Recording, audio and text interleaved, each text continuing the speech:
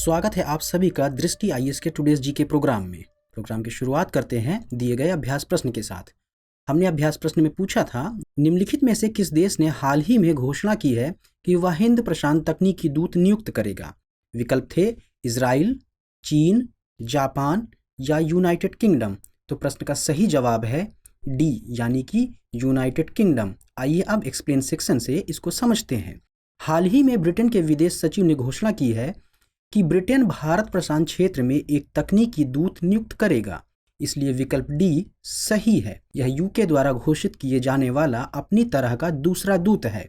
इसके पहले वर्ष 2020 के अंत में अमेरिका में तकनीकी दूत की नियुक्ति की गई थी। यह पोस्ट दोनों देशों की तकनीकी विशेषज्ञता को अधिकतम करेगी और तकनीकी कूटनीति को भी बढ़ावा देगी। भारत और यूके ने युवा पेशेवरों के लिए एक योजना की भी घोषणा की है, जो 3000 भारतीयों और 3000 ब्रितानियों को 2 साल तक एक दूसरे के देशों में रहने और काम करने में अवसर प्रदान करेगी। तो इस तरह से जिन विद्यार्थियों ने इस प्रश्न का उत्तर डी दिया था, उनका जवाब सही था।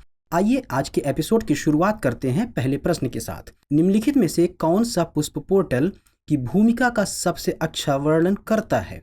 विकल्प है वनीकरण, कुपोषण और अंकुश लगाना, शिशु हत्या की रोकथाम या फिर बिजली की अधिक उपलब्धता सुनिश्चित करना। तो प्रश्न का सही उत्तर है डी। और आइए अब इसको समझते हैं एक्सप्लेन सेक्शन से। केंद्र सरकार ने high price day ahead market and surplus power portal यानी कि पुष्प लॉन्च किया है। यह पीक डिमांड सीजन के दौरान बिजली की अधिक उपलब्धता सुनिश्चित करने की एक पहल है, इसलिए प्रश्न का सही उत्तर डी हो जाएगा। वितरण कंपनियों ने बिजली आपूर्ति के लिए लंबी अवधि के पीपीए किए हैं। आइए इसके बारे में थोड़ा सा विस्तार से देख लेते हैं। अब डिस्कॉम्स पोर्टल पर ब्लॉक समय, दिनों या महीनों में अपनी अतिरिक्त बिजली का संकेत दे सकेंगे। जिन डिस्कॉम्स को बिजली की जरूरत है वे सरप्लस बिजली की मांग भी कर सकते हैं।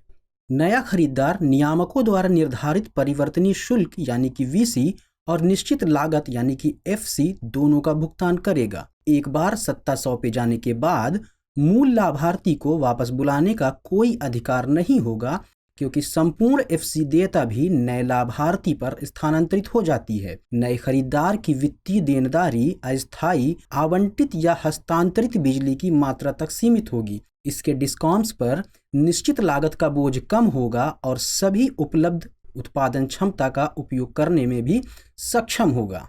आइए बात कर लेते हैं अगले प्रश्न के ऊपर। केंद्रीय औद्योगिक सुरक्षा बल यानी कि सीआईएसएफ स्थापना दिवस हर साल मनाया जाता है। विकल्प है 8 मार्च, 9 मार्च, 10 मार्च या फिर 11 मार्च। तो प्रश्न का सही उत्तर है सी यानी कि 10 मार्च। आइए अब एक्सप्लेन सेक्शन से इसके बारे में विस्तार से समझते हैं। भारत के प्रधानमंत्री ने सीआईएसएफ के स्थापना दिवस पर सीआईएसएफ कर्मियों और उनके परिवारों को शुभकामनाएं दी हैं। हर साल 10 मार्च को केंद्रीय औद्योगिक सुरक्षा बल यानी सीआईएसएफ स्थापना दिवस मनाया जाता है। इसकी स्थापना वर्ष 1969 में की गई थी, इसलिए विकल्प सी सही है। सीआईएसएफ गृह मंत्रालय के अधीन एक प्रमुख केंद्रीय सशस्त्र पुलिस बल है। यह देश भर में विभिन्न सार्वजनिक क्षेत्रों के उपक्रमों, हवाई अड्डों, बंदरगाहों, बिजली संयंत्रों और अन्य महत्वपूर्ण बुनियादी ढांचा परियोजनाओं को सुरक्षा कवच प्रदान करता है। सीआईएसएफ अत्याधुनिक हथियारों, विशेष वाहनों और अन्य आधुनिक सुरक्षा उपकरणों से लैस होती है। सीआईएसएफ के पास एक समर्पित कैनाइन इकाई भी है, जिसे विस्फोटकों और अन्य अवैध सामग्रियों को सूंघने के लिए प्रशिक्षित किया जाता है। चलिए बात कर लेते हैं अगले प्रश्न की। National platform for disaster risk reduction यानी कि NPDRR के बारे में निम्नलिखित कथनों पर विचार करें। इसका गठन भारत सरकार द्वारा दिनांक 26 फरवरी 2013 के संकल्प द्वारा किया गया था। इसकी अध्यक्षता केंद्रीय गृह मंत्री करते हैं। ऊपर दिए गए कथनों में से कौन सा या कौन से कथन सही नहीं है या नहीं हैं? केवल एक, केवल दो, एक और दो दोनों, ना तो एक और ना ही दो। प्रश्न का सही उत्तर हो जाएगा डी वाला, यानी कि ना तो एक और ना ही दो। आइए इसको विस्तार पूर्वक एक्सप्लेनेशन सेक्शन से देखते हैं।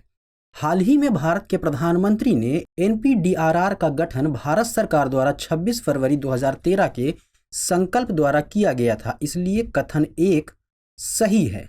इसकी अध्यक्षता केंद्रीय गृह मंत्री करते हैं, अतः कथन 2 सही है। इसलिए विकल्प डी सही है।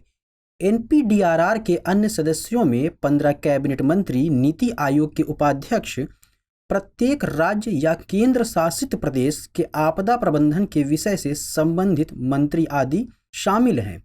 एनपीडीआरआर की पहली बैठक 13-14 मई 2013 को नई दिल्ली में विकास में डीआरआर को मुख्यधारा में लाना, जोखिम से लचीलेपन तक विषय पर आयोजित की गई थी। इस मंच के तीसरे सत्र का मुख्य विषय बदलती जलवायु में स्थानीय लचीलापन का निर्माण है। चलिए बात कर लेते हैं अगले प्रश्न की। हाल ही में विन्स अवार्ड 2023 का पहला संस्करण निम्नलिखित में से किस निकाय या मंत्रालय द्वारा लॉन्च किया गया है? विकल्प है आवास और शहरी मामलों के मंत्रालय, नीति आयोग, विश्व आर्थिक मंच या फिर संयुक्त राष्ट्र पर्यावरण कार्यक्रम। प्रश्न का सही उत्तर है ए यानी कि आवास और शहरी मामलों के मंत्रालय। आइए एक्सप्लेनेशन सेक्शन से इसके बारे में विस्तार पूर्वक से जान लेते हैं। केंद्रीय आवास और शहरी मामलों के मंत्री ने वीमेन आइकॉन लीडिंग स्वच्छता यानी विन्स अवार्ड्स 2023 की घोषणा की है, इसलिए विकल्प ए सही है। विन्स अवार्ड्स 2023 का उद्देश्य महिलाओं के नेतृत्व वाले संगठनों और व्यक्तिगत महिलाओं द्वारा शहरी स्वच्छता और अपशिष्ट प्रबंधन में प्रेरक और प्रभावी पहलों को पहचानना और उनका प्रसार करना है। पुरस्कारों के लिए आवेदन स्वयं सहायता समूह, सूक्ष्म उद्यम, गैर सरकारी संगठन यानी एनजीओज, स्टार्टअप और व्यक्तिगत महिलाएं कर सकती हैं।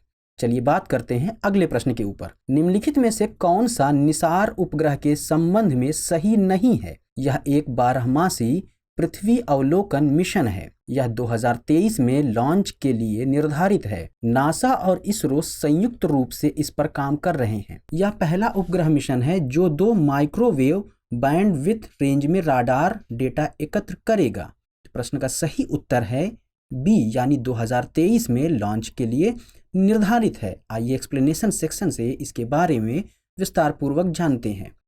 इसरो ने 7 मार्च को बेंगलुरु में अमेरिकी अंतरिक्ष एजेंसी से NASA ISRO synthetic aperture radar यानी निसार उपग्रह प्राप्त किया है। इसे 2024 में सतीश धवन अंतरिक्ष केंद्र से लॉन्च किया जाएगा, इसलिए विकल्प बी सही है।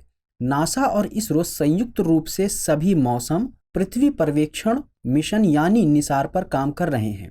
यह पहला उपग्रह मिशन है जो 2 माइक्रोवेव बैंडविड्थ रेंज में राडार डेटा एकत्र करेगा। यह एक प्रकार की रिमोट सेंसिंग तकनीक है जो पृथ्वी की सतह की उच्च रिजोल्यूशन वाली छवियां बनाने के लिए ऑप्टिकल सेंसर के बजाय राडार का उपयोग करती है। यह सटीक डेटा के लिए बादलों और वनस्पतियों में प्रवेश कर सकता है। निसार महीने में 4 से 6 बार पृथ्वी की पूरी भूमि और बर्फ के द्रव्यमान की तस्वीरें लेगा। ऑब्जर्वेशन के कुछ दिनों के भीतर और आपदाओं के मामले में आउटपुट कुछ घंटों के भीतर उपलब्ध होने की उम्मीद है। चलिए प्रोग्राम को आगे बढ़ाते हैं। अगला सवाल है टेलीविजन के दूरस्थ नियंत्रण के लिए किस प्रकार के विद्युत चुंबकीय विकिरण का उपयोग किया जाता है? आपके विकल्प हैं अवरक्त, पराबैंगनी, दृश्य या उपर्युक्त में से कोई नहीं। तो प्रश्न का सही उत्तर है विकल्प ए यानी कि अवरक्त। आइए इसको एक्सप्लेन सेक्शन से और भी डिटेल में जानते हैं। दूरस्थ नियंत्रण या रिमोट कंट्रोल द्वारा बिना तार के लगभग 5 मीटर तक की दूरी से किसी इलेक्ट्रॉनिक उपकरण को नियंत्रित किया जा सकता है। इसमें कूलर, पंखा, एसी, टीवी आदि उपकरण शामिल हैं। इसके लिए अवरक्त तरंगों यानी कि इंफ्रारेड वेव्स का प्रयोग किया जाता है, इसलिए विकल्प ए सही है। बता दें कि 1970 के पूर्व के दूरस्थ नियंत्रकों में अवश्रव्य तरंगों यानी इंफ्रासोनिक वेव्स का उपयोग किया जाता था। चलिए अगले प्रश्न पर नजर डाल लेते हैं। उन्होंने प्रथम विश्व युद्ध के समय अमेरिका की यात्रा की। उन्होंने मैजिनी, गैरिबाल्डी, शिवाजी एवं श्री कृष्ण की जीवनी लिखी। वह all India trade union Congress के अध्यक्ष भी रहे। उपर्युक्त कथनों का संदर्भ किससे है? बाल गंगाधर तिलक, महादेव गोविंद रानाडे, लाला लाजपत राय या श्यामजी कृष्ण वर्मा? प्रश्न का सही उत्तर है ऑप्शन सी यानी लाला लाजपत राय। आइए इसको डिटेल में जानते हैं। लाला लाजपत राय के बारे में अगर बात करें तो इनका जन्म 28 जनवरी 1865 को पंजाब में हुआ था। इन्हें लोकप्रिय रूप से लोग पंजाब केसरी भी कहते थे। वह स्वामी दयानंद सरस्वती के हिंदू सुधारवादी आंदोलन और इतालवी क्रांतिकारी नेता ग्यूसेप मैजिनी से प्रभावित थे। उन्होंने मैजिनी, गैरिबाल्डी, शिवाजी और श्री कृष्ण की जीवनी भी लिखी। 1914 में वह ब्रिटेन गए और 1917 से 1920 तक अमेरिका में भी रहे। 1917 में उन्होंने न्यूयॉर्क में Indian home rule league of America की स्थापना की। 1920 में कोलकाता में विशेष अधिवेशन के दौरान वह भारतीय राष्ट्रीय कांग्रेस के अध्यक्ष भी चुने गए। उन्होंने एक मासिक पत्रिका यंग इंडिया तथा साथ ही हिंदुस्तान इंफॉर्मेशन सर्विसेज एसोसिएशन की शुरुआत की। वह all India trade union Congress यानी AITUC के अध्यक्ष भी रहे। चलिए अब देखते हैं आज के प्रोग्राम के अभ्यास प्रश्न को। इंटरनेशनल क्रिमिनल कोर्ट का मुख्यालय कहाँ है? आपके विकल्प हैं हेग, जिनेवा, बर्लिन या लंदन। तो इस प्रश्न का जो भी सही उत्तर है कमेंट सेक्शन में दर्ज कर दीजिए।